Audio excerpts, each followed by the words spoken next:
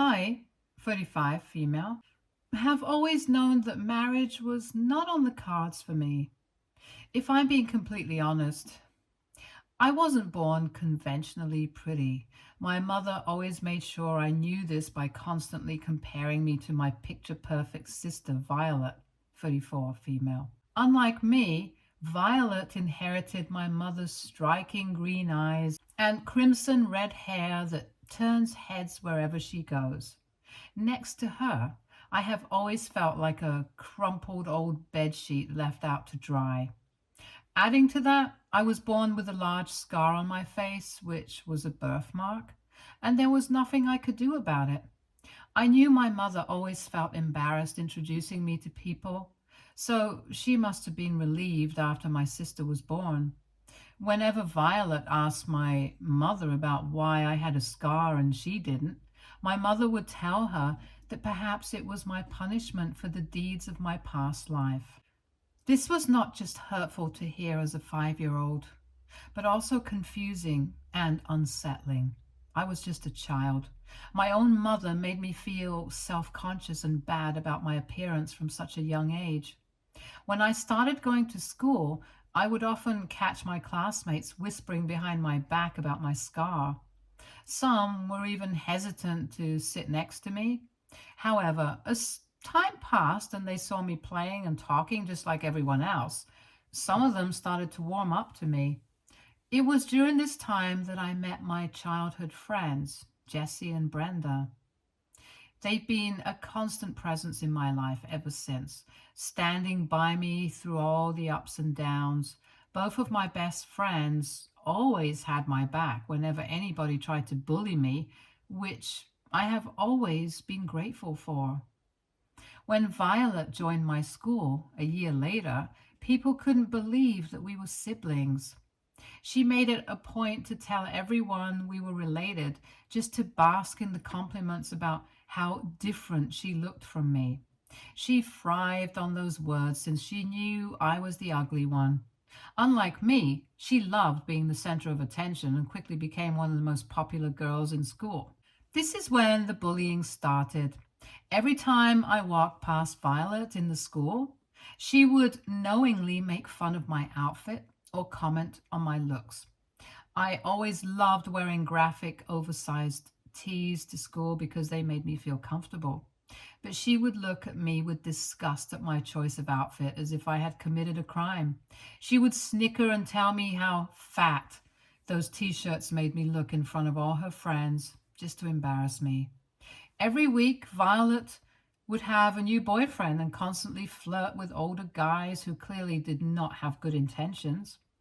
Whenever I tried to warn her out of concern, she would cruelly mock me for having no experience and accuse me of being jealous because I didn't have as much fun as her.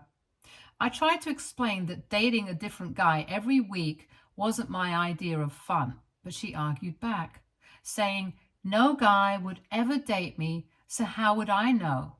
Her words hurt deeply. But I tried not to show it because I knew she would relish seeing me in pain.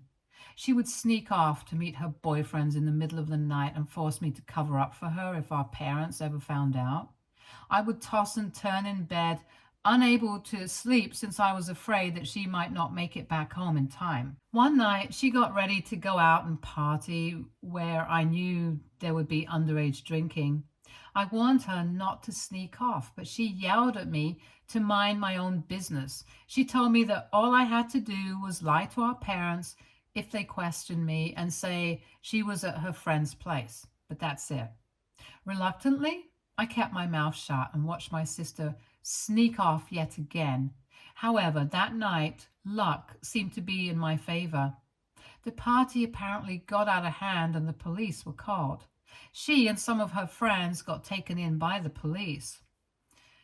Our parents received a call in the middle of the night informing them that Violet was in jail. They rushed into our room to check and found that she was not in bed. They woke me up and asked me if my sister had really sneaked off. Guiltily, I nodded my head and explained to my dad how I had tried to stop her. My mother started to yell and blame me for not being a responsible older sister and insisted I should have informed them so they could have stopped her. My dad intervened, calming her down, and then informed me that my sister had been arrested. We had to drive in the middle of the night to bail out my sister, who looked furious. She refused to talk to any of us, insisting she was just having fun at her age and not expected to get caught by the police. Our parents reprimanded her, but she continued to argue back with them. In the end, my sister ended up having to do community service for her actions. But that wasn't the end of it.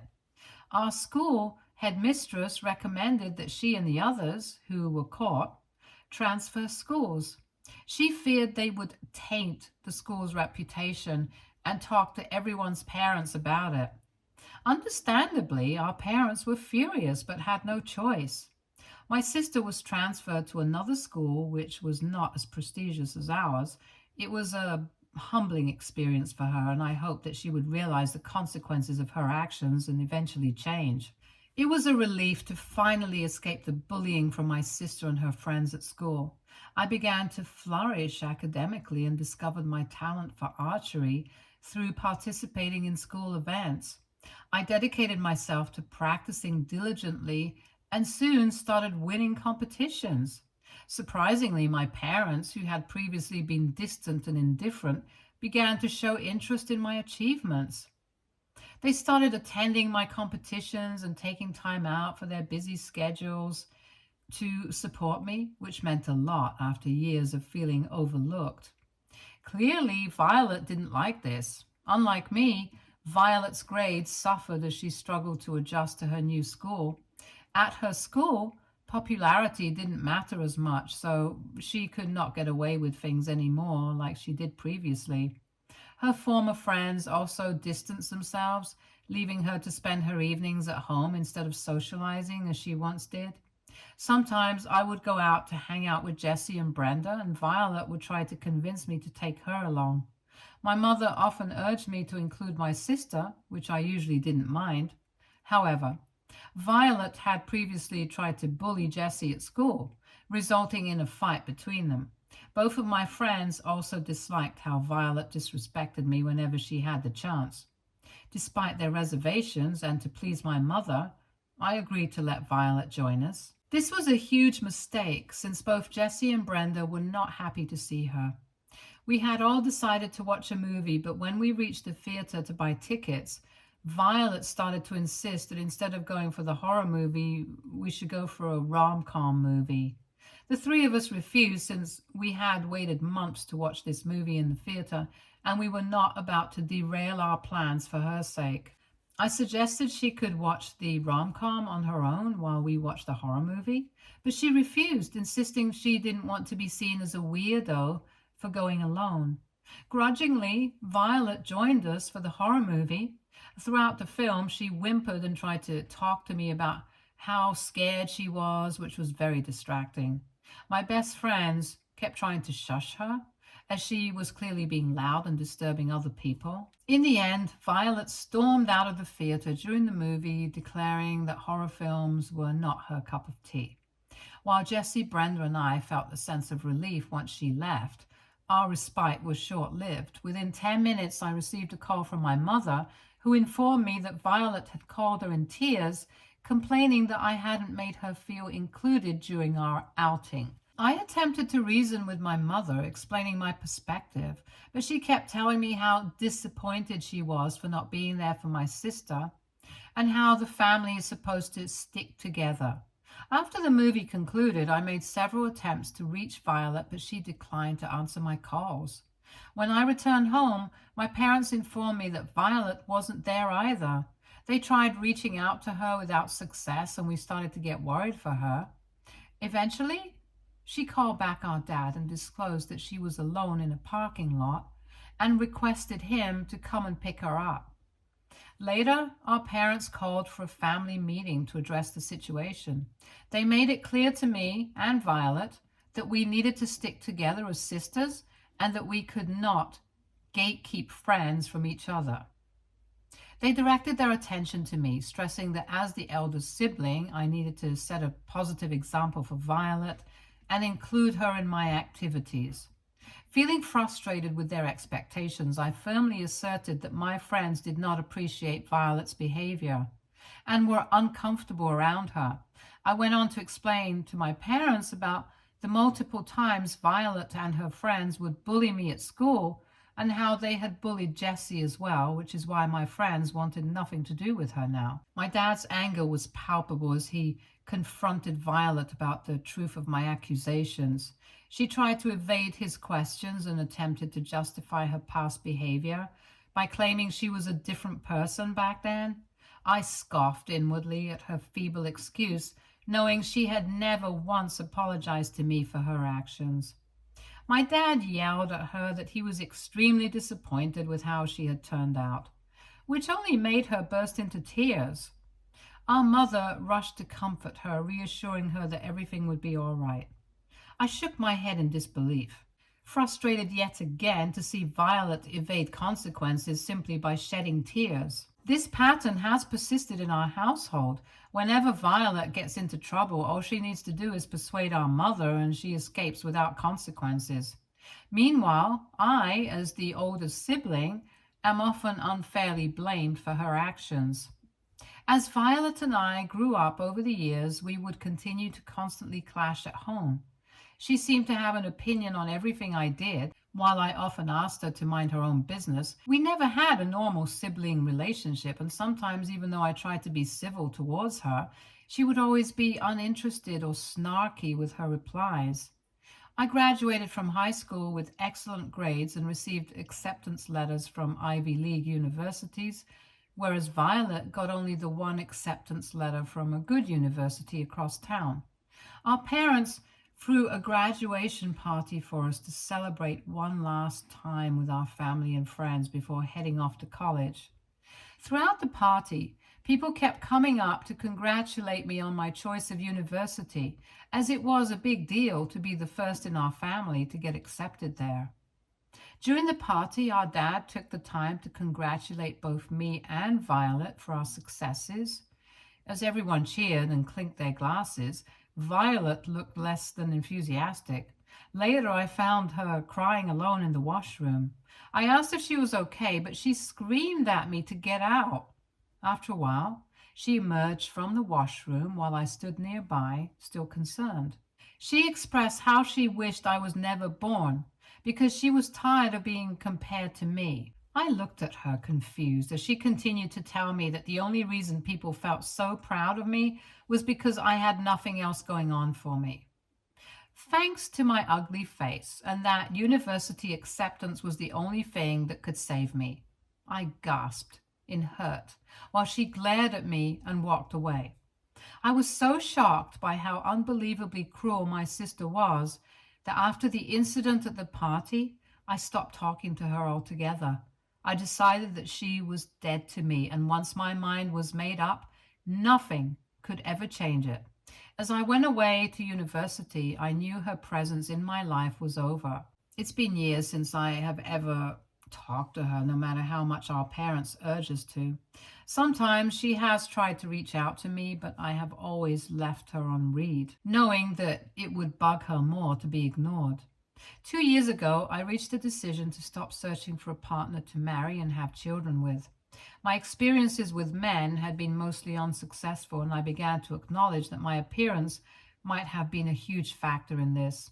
So instead of waiting for the perfect guy who might never come, I chose to pursue adoption and provide a loving, stable home for a child in need. I've always loved children and have been a fabulous aunt to Brenda and Jessie's kids, so I was confident that I would one day make a wonderful mother, irrespective of whether I had a husband or not. Financially, I'm more than secure. As a data analyst working at a top IT company remotely, my salary would comfortably cover both mine and my future child's needs. Plus, I'm debt-free and a homeowner. So, with a heart full of excitement for the next chapter, I filled out the adoption application. Just 2 months ago, I received a call that changed my life forever. I've been chosen by a young, expectant mother. Long story short, we connected and she loved how strong and independent I was. She shared the challenges that she has faced in her life, expressing her lack of confidence in raising the baby by herself when she had no real money or job. She felt like I could be a good mother and decided to entrust me with the wonderful opportunity to adopt her baby boy. I was even by her side at the hospital when my son was born. The whole process was long and arduous, but in the end, I got to come home with my baby boy, Nicole. No matter how many parenting books I had read, I was still not prepared for how difficult, but at the same time incredible it was to raise a baby all on my own. It takes so much of your energy and time, and by the end of week 1, I was exhausted. However, every time I looked at my son's face, all I felt was overwhelming love and joy. If you're wondering why I did not ask my parents to help me out, it's because I never told them. I knew the moment I would bring up adoption in front of them, they would freak out. My dad might even come around the idea, but I knew for a fact that my mom would be vehemently against it. Hence, when I decided to sign up for adoption, I did not talk to them about it. Plus, I genuinely didn't think I would be able to adopt Nicole because until the very last moment, I kept thinking that maybe his mother would change her mind. However, she never did, due to her circumstances, and I finally got to come home with Nicole, which was unbelievable. I badly wanted to introduce my son to my parents, but I was just waiting for the right time. Now, not a lot of people in my life knew that I had adopted a son except some of my close friends. However, I guess my sister found out somehow because out of the blue, she gave me a call recently. I knew something was up when she kept giving me missed calls, even though I kept ignoring her calls. Then, not even 10 minutes later, my mother started to call me.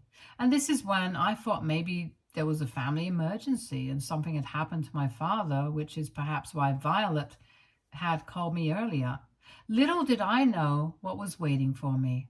As soon as I picked up the call, my mother started to yell at me as if I had lost my mind.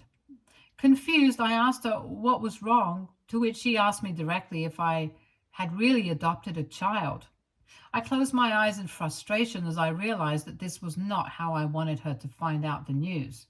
I'd envisioned this moment differently, a chance to share my joy with them and not a confrontation on a phone call. My silence indicated my confirmation, and my mother sighed angrily.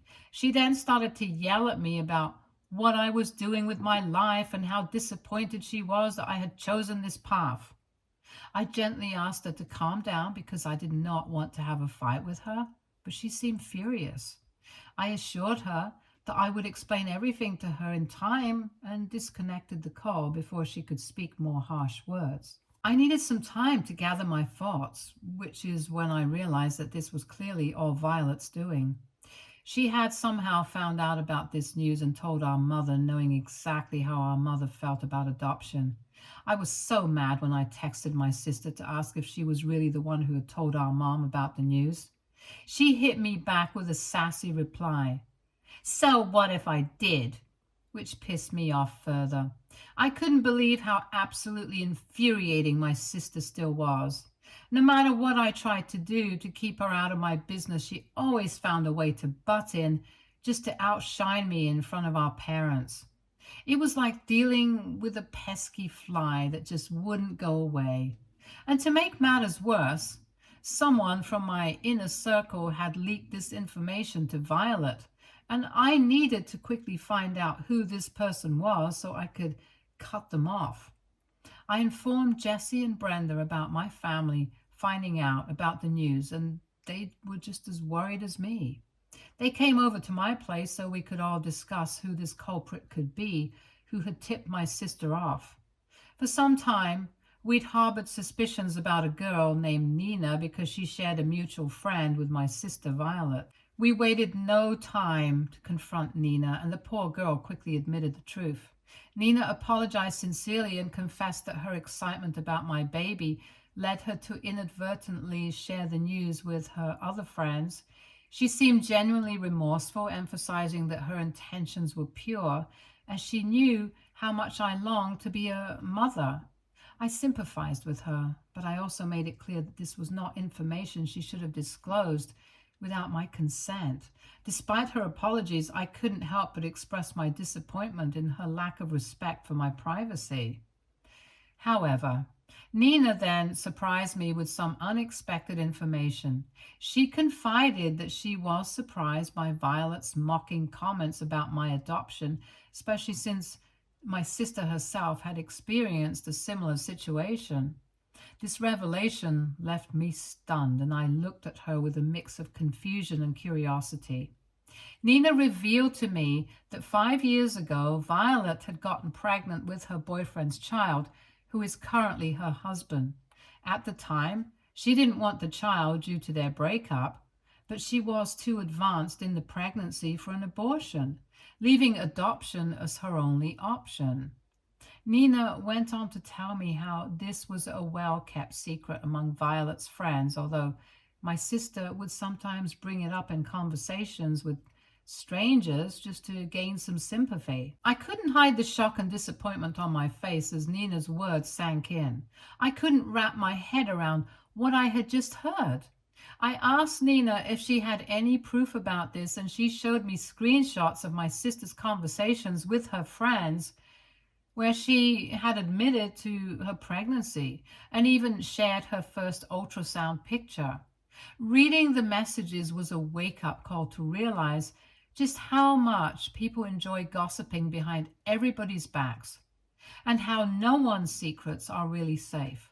Clearly, that friend of Violet's had betrayed her, also by sharing these screenshots with Nina. Now, armed with this evidence, I finally had proof of what my sister had done. I decided it was time to teach my sister a lesson once and for all. So I called my parents and told them I was ready to meet and explain everything. My dad, unlike my mom, was eager to meet me and my son, so we arranged to get together over the weekend. I insisted they invite my sister as well, explaining that I wanted my son to meet the whole family. That weekend, as I made the long journey to my parents' place, I felt a mix of nervousness and determination. I was prepared to finally confront my sister and handle things differently this time. When I arrived at my parents' place, I noticed that Violet had brought her husband, Bill, along as well. We had never officially met, but he seemed nice and greeted me politely. Violet, on the other hand, didn't even acknowledge my presence and refused to come into the living room to greet me. My parents were very curious as they met my son for the first time. Although my mom was cold and distant, refusing to hold him, my dad wasted no time to pick up my son gently. I couldn't help but smile, seeing my dad looking happy with my son in his arms. After I freshened up, I put my son to sleep as he was tired after so much traveling, and then I came downstairs to talk to everyone. As I walked downstairs, I overheard Violet telling our parents how disgusting it was that I had decided to adopt a random kid and how he would never be a part of the family. My mother meekly agreed with her, saying that she felt no joy looking at my son and wished I had just found a husband and had his child instead. I stood frozen on the stairway, feeling a surge of anger as I listened to their words. I couldn't believe how unbelievably rude my family was being to my son. I loved Nicole. He was my boy, and I was not going to let anyone treat him this way. My sister then suggested to our parents that they should change their will and cut me off from their inheritance, arguing that since I had no real family, leaving money to me and my son would be leaving it to a random weirdo kid. She insisted they shouldn't waste their hard-earned money like that. My dad tried to calm her down, telling her she was being too harsh, and that's when I decided to step in. I interrupted my sister as I walked into the room, saying, "That's really high and mighty of you, considering you gave up your own kid for adoption." Everyone turned to look at me as my sister slowly registered my words. Her face turned white as a sheet, and my mother demanded, What the hell are you talking about? I smirked as I looked at my sister, knowing I had the perfect opportunity to expose her. Pulling out the screenshots and her ultrasound picture, I informed my parents and Bill that Violet had secretly been pregnant 5 years ago and had given up the child for adoption. My mother's hands shook as she read through the screenshots while Violet's husband looked between us in utter confusion. I continued, addressing everyone in the room. Violet had the audacity to hide her pregnancy from her then boyfriend, now husband. Yet here she is judging me for adopting a child who would have otherwise grown up in an orphanage. How heartless can you be, Violet? How can you be so cruel, knowing your own child might be suffering through the system? I'm disgusted looking at you. Bill's eyes widened in shock as he went through the screenshots, and then he turned to Violet with fury in his gaze. My dad tried to remain calm as he asked her if what I had said was true, if she had really given up her own child. Violet began to stammer and shake her head, but Bill, now loud and angry, demanded the truth. Violet's response then was to resort to the oldest tactic in her book, crying. However, this time I was prepared. I told her that her strategy might not work this time around, since my evidence was proof enough of her deeds, and every single one of her friends could confirm the same. This is when Violet finally gives up and confesses to everything. She admitted to getting pregnant and hiding it from Bill because she didn't know if they would ever get back together. After she gave birth to her son, she decided not to tell Bill in case he would force her to become a mother, and she felt she was just too young to waste away her life as a parent. Bill's face turned red with anger. "How could you lie to me about something so important?" he demanded, his voice clearly trembling with rage. My dad's expression was a mix of shock and disappointment. He asked Violet how she could keep such a huge secret from them for all this time. My mother, who usually loved taking my sister's side, just sat in complete shock. "All this time you let us judge and criticize your sister for adopting while you had this secret?" she asked, her voice rising with each word. Violet stood there, tears streaming down her face, but this time no one was moved by her crying. I couldn't help but feel a sense of satisfaction with what I had done. She looked at me accusingly as if I was the one who had committed a crime, and I knew she wanted to cuss me out. My sister and Bill then left, with him looking furious and insisting on having a private chat with her. Meanwhile, my parents stood still, reeling from the shock. A few hours later, my sister sent me a long message saying that I had betrayed her and that she never expected me to do this to her. She went on about how she was right to hate me all these years and how she wished I was never born. She also wrote that no matter how much I try, I will never be a true mother to my son, and that she will never let him be a part of our family. This makes me wonder, was I an a-hole for telling my sister's secret to my parents? Should I have confronted her privately instead? Update 1.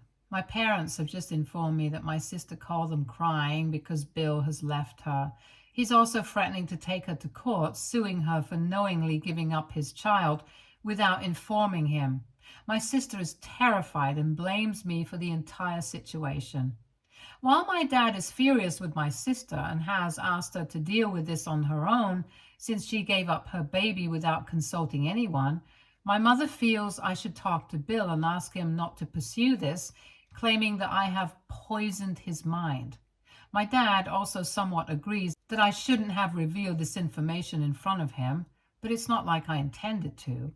He was in the room, and I was furious after overhearing what my sister said about my son. I told my parents that I am sick and tired of them not seeing how much my sister hates me and how differently my own mother treats me just because I am not pretty like them. I firmly stated that Nicole is my son, whether they accept it or not. And if they want to cut me off of their inheritance, that's fine, because no amount of money would ever make me abandon my own. I reminded them that Violet gave up her own child, yet I am being judged for having saved a kid from ending up in the system. By the end of my speech, my parents looked a bit ashamed. I've decided that I've had enough with my family. I am a mother now and I need to protect my son. So I have changed my plans and will be traveling back home tomorrow. I don't want to spend any more time at my parents' place and overhear them talking harshly about my son again. Let my parents and Violet deal with this situation as they wish. I am out. Update 2. Hello, everyone. I know it's been a few months, but I wanted to give a short update. My sister and Bill are finally divorced. He did sue her for fraud and emotional distress, leading my sister to pay him a hefty sum, which he deserved, quite honestly. After the incident at my parents' place, Bill had reached out to thank me for telling him the truth, mentioning that if I hadn't revealed it, he might have gone his whole life without knowing he had a son out there. He told me that he has hired a private investigator to track down and find his son. It's sad that he's going through all of this because my sister chose to hide such significant news from him. I truly hope he finds his son soon and they get the chance to reconnect. As for me and Nicole, we are doing fantastic. It's astonishing how quickly he has outgrown his clothes. Over the past few months, my dad has reached out and apologized to me for everything. He agrees that him and Mom have always been a bit unfair to me and asked for my forgiveness. Now, he sometimes stays with us to spend time with my son. Mom hasn't reached out, and honestly, I'm okay with that. I don't want my son around anyone who doesn't appreciate him anyway. Stay tuned for more stories from our girl relationships.